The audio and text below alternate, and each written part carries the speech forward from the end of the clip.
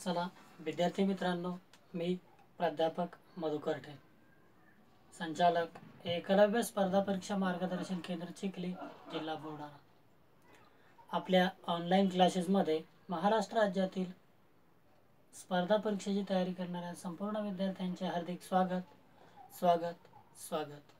चला तर या ठिकाणी आपण संपूर्ण स्पर्धा परीक्षांच्या दृष्टिकोनातून अंकगणित हा विषय घेत आहोत. तर आपल्या अंकगणित या विषयाचे तुम्हाला काही डेमो लेक्चर्स बघायचे असतील तर तुम्ही आपले यूट्यूब अकाउंट मधुकर टेंग हे सबस्क्राईब करू शकता, जेणेकरून मी कोणतेही व्हिडिओ अपलोड केल्यास तुम्हाला नोटिफिकेशन मिळत जातील आणि तुम्ही तत्पर ते व्हिडिओ पाहू शकता. तर चला अशा पद्धतीने आपण या ठिकाणी अंकगणित या विषयामध्ये आणि आता घटक घेत आहोत नफा तोटा.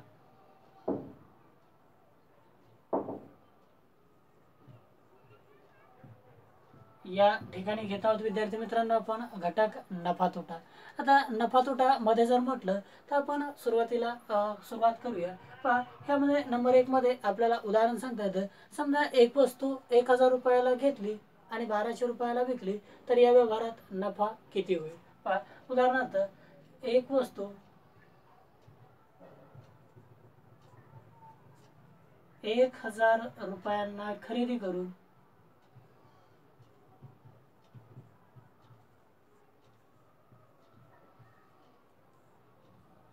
1200 रुपयांना विकली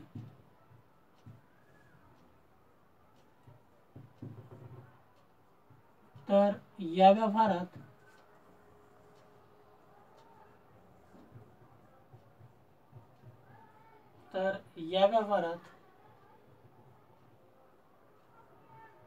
एकूण किती रुपये नफा झाला.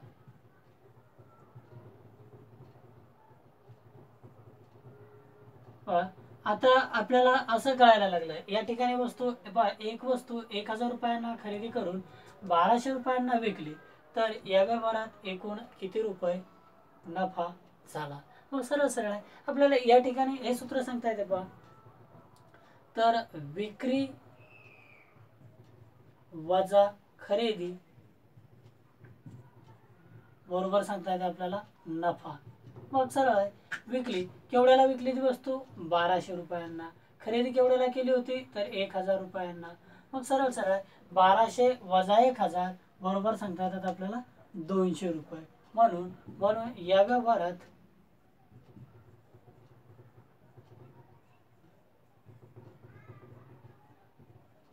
₹200 नफा झाला.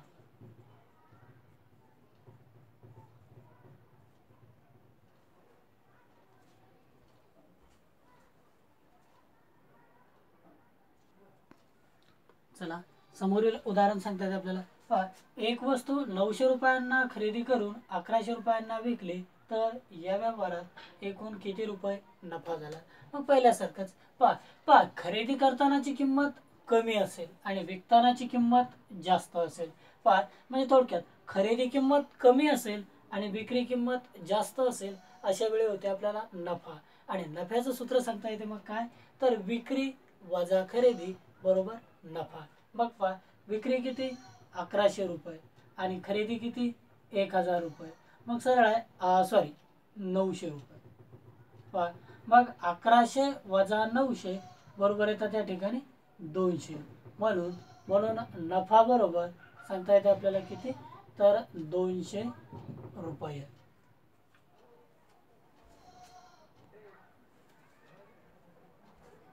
चला समोर घेऊया. पहा आता एक वस्तू 500 रुपयांना खरेदी करून 540 रुपयांना विकली तर या व्यवहारात एकूण किती रुपये नफा झाला. मग परत पहा खरेदी केली 500 आणि विकली किती 540 ला. याचा अर्थ आपल्याला काय सांगता येतं खरेदीपेक्षा विक्री किंमत जास्त आहे. मग विक्री किंमत जर जास्त असेल त्यावेळी सांगता येते आपल्याला नफा. मग म्हणून सांगता येते आपल्याला पहा नफा जर असेल तर मग विक्री किंमत वजा खरेदी किंमत आणि बरोबर सांगता येते आपल्याला नफा. मग सांगता येते पहा विक्री किंमत 540 वजा खरेदी किंमत 500 आणि बरोबर येते आपल्याला 40. म्हणून या व्यवहारात 40 रुपये नफा झाला. म्हणून सांगता येते आपल्याला या व्यवहारात 40 रुपये नफा झाला.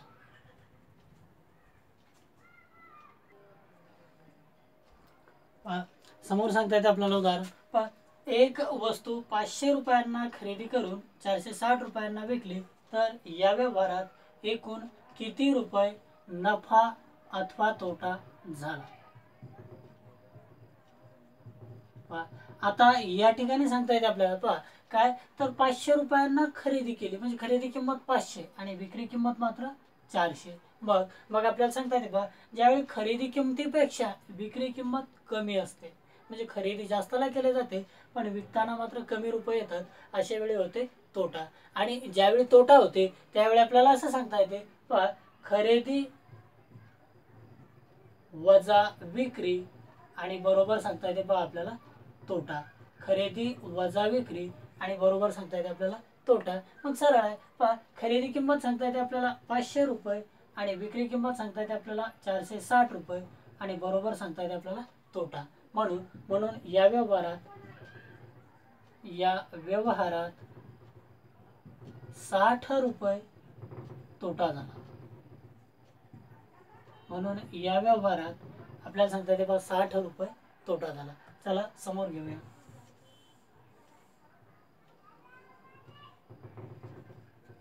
आता सांगता येते आपल्याला एक वस्तू 700 रुपयांना खरेदी करून एक वस्तू 700 रुपयांना खरेदी करून 630 रुपयांना विकली तर या व्यवहारात एकूण किती रुपये नफा अथवा तोटा झाला. ह्या व्यवहारात एकूण किती रुपये नफा अथवा तोटा झाला. मग सरळ सरळ खरेदी किंमत 700 रुपये, विक्री किंमत मात्र 630 रुपये. मग काय झालं, खरेदी किमतीपेक्षा विक्री किंमत कमी आहे म्हणजे तोटा झाला. मग काय तर खरेदी वजा विक्री म्हणजे 700 वजा 630 बरोबर सांगता येतात आपल्याला 70 रुपये तोटा झाला. म्हणजेच काय खरेदी किमतीपेक्षा विक्री किंमत कमी असेल म्हणजे यावेळी होते तोटा. म्हणून या व्यवहारात 70 रुपये तोटा झाला.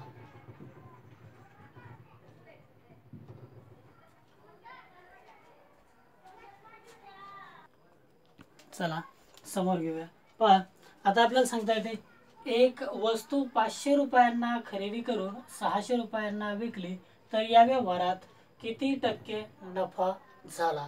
आता आपल्याला अगोदर काय घेतलं आपण रुपयांमध्ये पण आता घेत आहोत आपण टक्क्यांमध्ये, बरोबर आहे. मग आता या ठिकाणी काय करायचं आपल्याला रुपयांमध्ये झालेला जो नफा असेल तो खरेदीच्या किती टक्के आहे असं आपल्याला शोधायचं, बरोबर आहे. मग सुरुवातीला खरेदी किंमत 500 मात्र विक्री किंमत किती 600 रुपये. खरेदीपेक्षा विक्री जास्त आहे म्हणजे नफा झाला, बरोबर आहे. मग नफा ज्यावेळी होते त्यावेळी काय करायचं आपल्याला विक्री किंमत वजा खरेदी किंमत बरोबर सांगता येते आपल्याला नफा, मात्र हा असतो कशात रुपयांमध्ये, बरोबर आहे. मग सांगता येते आपल्याला 600 वजा 500 आणि बरोबर सांगता येतात आपल्याला 100 रुपये नफा, बरोबर आहे. हा कशामध्ये मिळत आहे आपल्याला तर रुपयांमध्ये नफा, पण आपल्याला विचारलं कशामध्ये टक्क्यामध्ये नफा. हा आलेला रुपयांमध्ये नफा हा खरेदीच्या किती टक्के आहे असं आपल्याला या ठिकाणी शोधायचं. म्हणून 500च्या म्हणजे खरेदीच्या किती टक्के म्हणजे सांगता येते बघा आपल्याला काय तर x टक्के बरोबर 100 होय, बरोबर आहे. म्हणून सांगता येते 500च्या x टक्के म्हणजे 500 गुणिला x भागीला 100 आणि बरोबर सांगता येतात आपल्याला 100 आणि म्हणून x बरोबर 100 गुणिला 100 आणि भागाकारात सांगता येतात आपल्याला 500. मग खालचे 2 शून्य वरचे 2 शून्य कटले, मग राहतात x बरोबर 100 भागीला 5. मग 5 1 5 5 2 10 आणि 5 0 0 म्हणजे x बरोबर 20. म्हणजेच काय सांगतात आपल्याला x बरोबर 20 म्हणजे या व्यवहारात 20% नफा झाला. या व्यवहारात 20% नफा झाला असं आपल्याला या ठिकाणी सांगितलं जाते. समोर सांगता येतात आपल्याला एक वस्तू 1000 रुपयांना खरेदी करून 1200 रुपयांना विकली तर या व्यवहारात किती टक्के नफा झाला. मग पहिल्यासारखंच आता आपल्याला काय टक्क्यात नफा शोधायचा, पण तो कसा असतो, तो टक्के म्हणजे आलेला रुपयात नफा हा खरेदीच्या किती टक्के आहे असं आपल्याला शोधायचं. आणि या ठिकाणी लक्षात आलं खरेदीपेक्षा विक्री किंमत जास्त आहे म्हणजे नफा झालेला आहे. बरोबर आहे.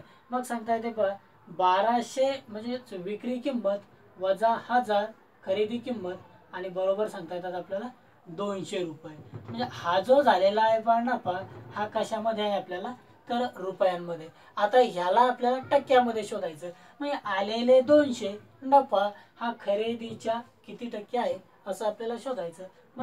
म्हणून 1000च्या किती टक्के म्हणजे 1% बरोबर सांगता येतात आपल्याला 200 रुपये. म्हणून काय तर 1000 गुणिला x भागीला 100 आणि बरोबर सांगता येतात आपल्याला 200. म्हणून x बरोबर 200 गुणिला 100 आणि भागाकारात येतात आपल्याला 1000. मग सरळ सरळ खालचे 1 2 3 वरचे 1 2 3 शून्य कटले म्हणजे x बरोबर 20 म्हणून झालेला नफा बरोबर 20% आपल्याला या ठिकाणी सांगितला जातो.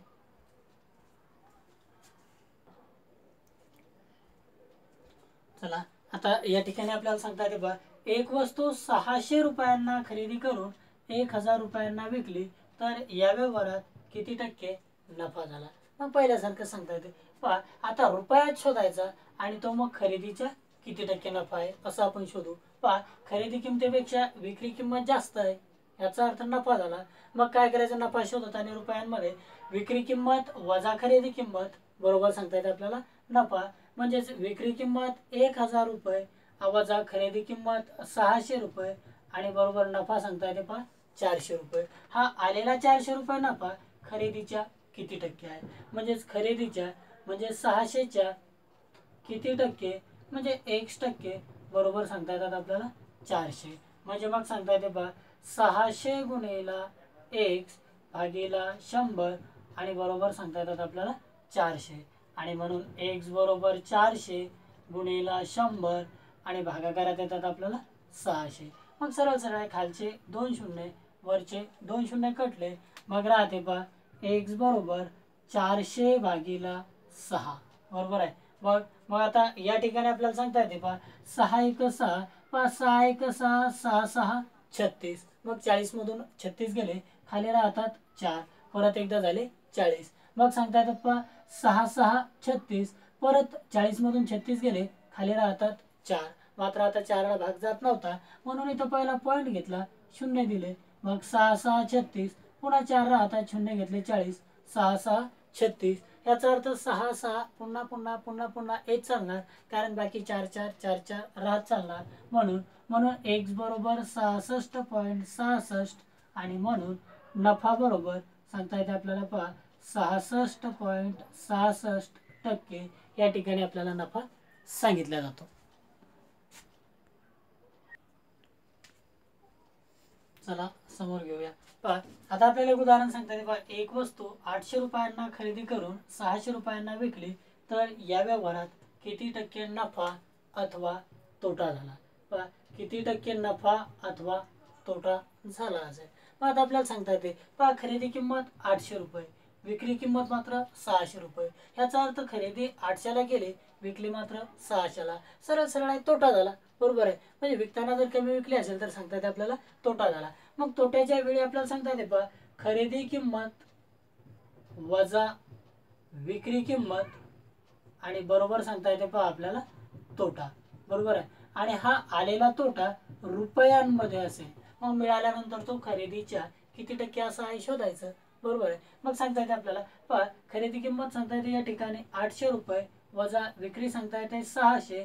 मग 800 वजा 600 बरोबर सांगता येतात आपल्याला 200. हा आलेला 200 रुपये नफा हा खरेदीच्या किती टक्के आहे असं आपल्याला या ठिकाणी शोधायचं. म्हणून 800च्या किती टक्के म्हणजे 1% आणि बरोबर सांगता येतात आपल्याला 200.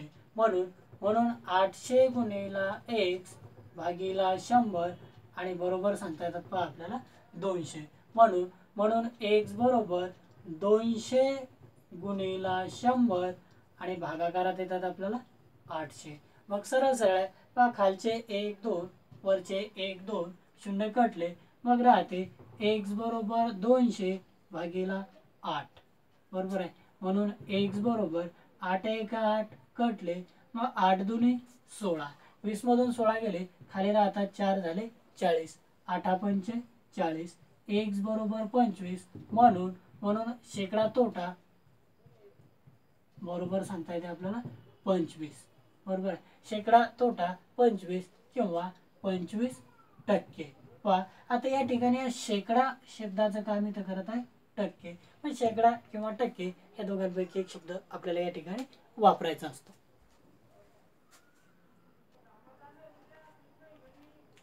पहा समोरील उदाहरण सांगता येते आपल्याला. पहा, एक वस्तू 800 रुपयांना खरेदी करून 20% नफ्याने विकली तर विक्री किंमत किती असेल. मग सरळ सरळ पहा, नफ्याने विकली. पहा 800 रुपयांना खरेदी करून 20% नफ्याने विकली तर विक्री किंमत किती असेल. मग सरळ सरळ आपल्याला काय सांगता येते. पहा, खरेदी किंमत अधिक नफा आणि बरोबर सांगता येते आपल्याला विक्री किंमत.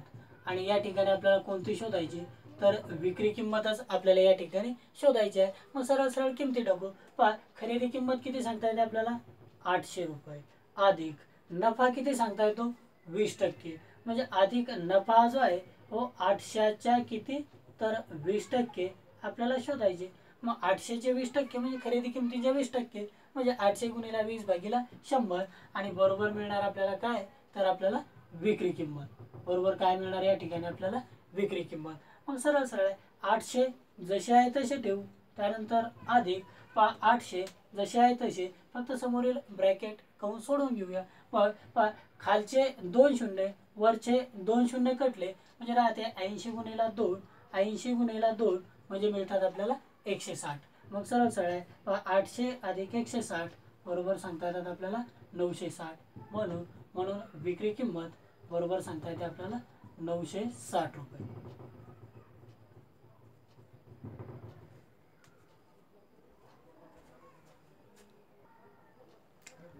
हेच उदाहरण आपल्याला शॉर्टमध्ये आणखी एक दुसऱ्या पद्धतीत सोडवता येते. मग ती पद्धत सांगता येते. पहा 20% नफा घेतला, म्हणजे 100% जी खरेदी किंमत असेल त्यामध्ये 20% मिळवायचे. मग सरळ सरळ करायचं आपल्याला. खरेदी किमतीच्या म्हणजे 800च्या सरळ सरळ 100 अधिक नफा. 100 अधिक नफा टक्के आपल्याला शोधायचे असतात. बरोबर आहे. काय करायचं आपल्याला, सरळ सरळ 800च्या म्हणजे खरेदीच्या 100 अधिक नफा टक्के आपल्याला शोधायचे असतात. नफा असेल तर नफा आणि तोटा असेल तर वजा तोटा. बरोबर आहे. मग नफा आहे म्हणून 800च्या मग कंसात सांगतात आपल्याला 100 अधिक किती नफा, तर 20. बरोबर आहे. मग करायचे आपल्याला टक्के नफा आपल्याला या ठिकाणी शोधायचा. बरोबर आहे. मग या ठिकाणी आपल्याला सांगता येते 800 गुणिला 100 अधिक 20 म्हणजे 120 आणि या ठिकाणी सांगता येते भागीला 100. बरोबर आहे. म्हणजे 800च्या 100 अधिक 20% आणि ही निघत असते आपल्याला विक्री किंमत. शॉर्टमध्ये सांगता येते आपल्याला. बरोबर आहे. मग आता आपल्याला या ठिकाणी सांगता येते खालचे 2 शून्य वरचे 2 शून्य कटले, मग राहते 8 गुणिला 120 आणि मग सांगता येते आपल्याला ही विक्री किंमत. बरोबर आहे. ही सांगता येते आपल्याला विक्री किंमत. मग सरळ सरळ तुम्हाला सांगितलेलंच आहे मी, तर संख्यांच्या शेवटी शून्य असतील तर फक्त संख्यांचा गुणाकार करा आणि एकूणात शेवटी सर्व शून्य ठेवून द्या. मग संख्या 8 गुणिला 12 म्हणजे 12 8 96, एक शून्य शेवटी ठेवून द्या. म्हणून सांगता येते आपल्याला विक्री किंमत बरोबर मग सांगता येते आपल्याला 960 रुपये होय. आता समोर घेता येते आपल्याला.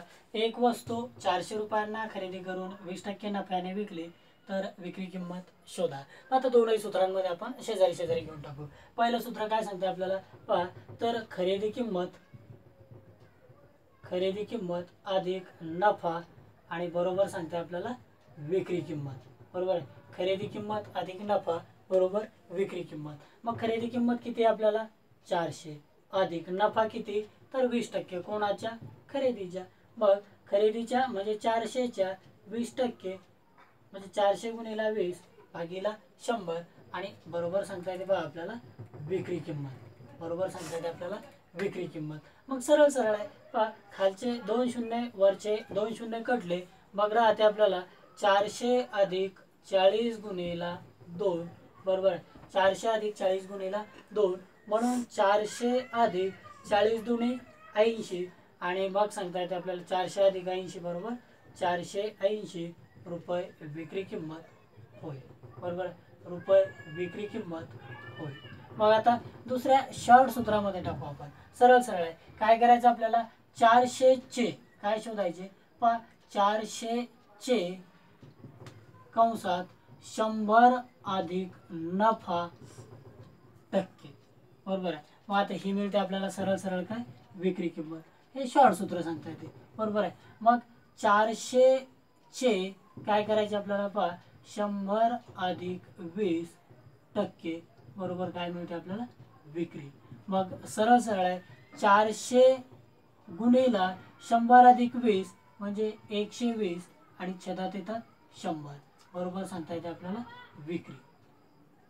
बरोबर आहे, मग खालचे 2 शून्य वरचे 2 शून्य कटले, मग राहते 4 गुणिला 120 बरोबर सांगता येते आपल्याला विक्री.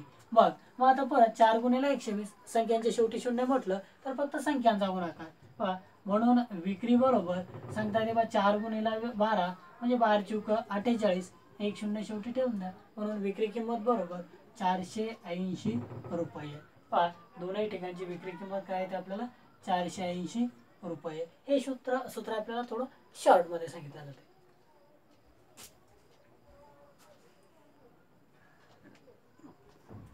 पहा, समोरील उदाहरण आपल्याला सांगता येते पहा, एक वस्तू 6000 रुपयांना खरेदी करून 10% नफ्याने विकली तर विक्री किंमत शोधा. पहा, मग पहिल्यासारखं सांगता येते आपल्याला. बरोबर आहे, दोनही सूत्रात पण आपण घेऊन टाकू. मग पहा, 6000 रुपयांची वस्तू म्हणजेच काय खरेदी किंमत अधिक नफा. नफा किती तर 6000 चा किती टक्के 10% भागीला येतात आपल्याला 100 आणि बरोबर सांगता येते आपल्याला ही विक्री किंमत. बरोबर सांगता येते आपल्याला ही विक्री किंमत. मग सरळ सरळ खालचे 1 2 वरचे 1 2 शून्य कटले, म्हणजेच राहते पहा 6000 अधिक 600 बरोबर सांगता येते आपल्याला विक्री किंमत. बरोबर सांगता येते आपल्याला विक्री किंमत. मग विक्री किंमत बरोबर काय निघते पहा, 6000 अधिक 600 बरोबर 6600 रुपये या ठिकाणी विक्री किंमत आपल्याला सांगता येते. समोरील शॉर्ट सूत्रामध्ये सुद्धा पहा काय सांगता येते पहा, 6000 चे 100 अधिक 10% या ठिकाणी शोधायचे, म्हणजे ती सांगता येते आपल्याला काय तर विक्री किंमत. बरोबर आहे, मग 6000 चे 100 अधिक 10 म्हणजे 110 भागीला 100 बरोबर सांगता येते आपल्याला विक्री किंमत. मग पहा, खालचे 2 शून्य वरचे 2 शून्य कटले, मग राहते आपल्याला पहा विक्री किंमत बरोबर 600 गुणिला 11. मग काय तर म्हणून विक्री किंमत बरोबर सांगता येते आपल्याला पहा, परत संख्यांच्या शेवटी शून्य म्हटलं तर फक्त संख्यांचा गुणाकार. 11 गुणिला 6 म्हटलं तर 11 सक 66, एकूण शून्य शेवटी ठेवून द्या, म्हणजे 6600 रुपये. बरोबर आहे. आता यापैकी जे सूत्र तुम्हाला सोपं वाटेल ते तुम्ही करू शकता.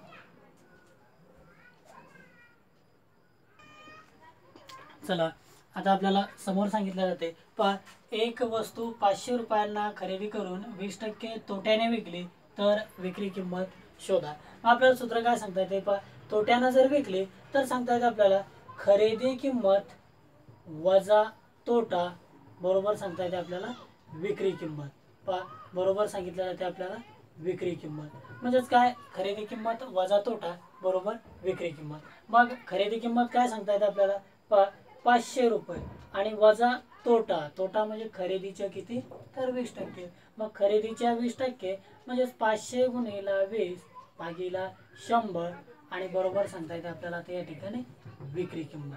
बरोबर आहे, मग सरळ सरळ आहे पहा, 500 वजा मग 500 गुणिला 20 भागीला 100. मग खालचे 2 शून्य वरचे 2 शून्य कटले, म्हणजेच राहतात पहा 50 गुणिले 2 बरोबर येतात आपल्याला 100 आणि 50 मग काय तर 500 वजा 100 बरोबर सांगता येतात आपल्याला 400 रुपये. म्हणून विक्री किंमत बरोबर सांगता येते आपल्याला या ठिकाणी 400 रुपये. म्हणून विक्री किंमत बरोबर सांगता येते या ठिकाणी आपल्याला 400 रुपये. परत आपण शॉर्ट सूत्रामध्ये पण घेऊया. काय करायचं आपल्याला तोटा किती झाला 20%. मग सरळ आहे मग आपल्याला शोधायचं 500च्या 100 वजा 20 500च्या 100 वजा 20% बरोबर सांगता येतात आपल्याला तर विक्री किंमत. मग सरळ आहे 500च्या 100 वजा 20 म्हणजे या ठिकाणी लक्षात राहू द्या तोटा, जेवढा आपल्याला तोटा आलेला असेल तेवढा तोटा बरोबर आहे. मग 500च्या किती करायचे आपल्याला तर या ठिकाणी 100 वजा 20 म्हणजे 80% बरोबर ती येते आपल्याला या ठिकाणी विक्री किंमत. म्हणजे 500 गुणिले 80 आणि भागाकारात येतात आपल्याला 100 आणि याला सांगता येते आपल्याला विक्री किंमत. मग खालचे 2 शून्य वरचे 2 शून्य कटले मग राहते फक्त 5 गुणिले 80. मग सरळ आहे जर आपल्याला संख्यांच्या शेवटी शून्य असेल तर फक्त संख्यांचाच गुणाकार. मग 5 गुणिले 8 5 8 40 एक शून्य शेवटी ठेवून द्या म्हणजे 400 रुपये. म्हणून सांगता येते आपल्याला विक्री किंमत बरोबर 400 रुपये या ठिकाणी आपल्याला सांगितले जाते. तर चला विद्यार्थी मित्रांनो, आपण अशाच पद्धतीने एकदम साध्या सोप्या आणि सरळ भाषेमध्ये अंकगणित हा विषय आपण या ठिकाणी शिकणार आहोत. तर यानंतर आपण MPSC मुख्य परीक्षांच्या दृष्टिकोनातून तसेच पूर्व परीक्षांच्या दृष्टिकोनातून आणि संपूर्ण स्पर्धा परीक्षांच्या दृष्टिकोनातून बुद्धिमत्ता हा विषय सुद्धा या ठिकाणी आपण घेणार आहोत. तत्पूर्वी आपल्या अंकगणिताचे काही डेमो लेक्चर्स माझे यूट्यूब अकाउंट मधुकर टेंग ह्या यूट्यूब अकाउंटला तुम्ही पाहू शकता. हे डेमो लेक्चर्स पाहण्यासाठी आपले यूट्यूब अकाउंट तुम्ही सबस्क्राईब करा, लाईक करा, आवडल्यास तुमच्या मित्रांना पण शेअर करा. यावर आपण काही डेमो लेक्चर्स म्हणजे जेमतेम 40% सिलेबस आपण या ठिकाणी आपल्या यूट्यूब अकाउंटला टाकणार आहोत. तर ज्या लोकांना आपले माझे शिकवणे चांगल्या पद्धतीमध्ये समजत असेल, आवडत असेल तर तुम्ही संपूर्ण 100% सिलेबससाठी आपली DVD सुद्धा उपलब्ध आहे. तर DVD मागवण्यासाठी माझा मोबाईल नंबर 97 67 32 65 86 ह्या मोबाईल नंबरला तुम्ही संपर्क साधून किंवा व्हॉट्सअपला SMS टाकून तुम्ही संपूर्ण अंकगणिताची DVD या ठिकाणी मागवू शकता. तर चला अशा पद्धतीने आपण एकदम साध्या सोप्या भाषेमध्ये अंकगणित शिकूया की ज्या ठिकाणी जाचक सूत्रांना या ठिकाणी कुठेही थारा देण्यात आलेला नाही. तर तुमचे बेसिक संकल्पनेमधून तुम्ही या ठिकाणी अंकगणित शिकणार आहात आणि त्यामुळे तुम्हाला एकदम गणित हा विषय सोपा वाटणार आहे. तुम्ही जर सूत्रपाठ करत बसले तर सूत्रांच्या माध्यमातून वेळेवर कन्फ्युजन जास्त होत असतात. त्यामुळे जास्तीत जास्त सूत्रांना वेटेज न देता बेसिक संकल्पना क्लिअर होण्याला या ठिकाणी आपण आपल्या या DVD मध्ये भर देणार आहोत. तरी आपली आजच DVD तुम्ही मागवू शकता.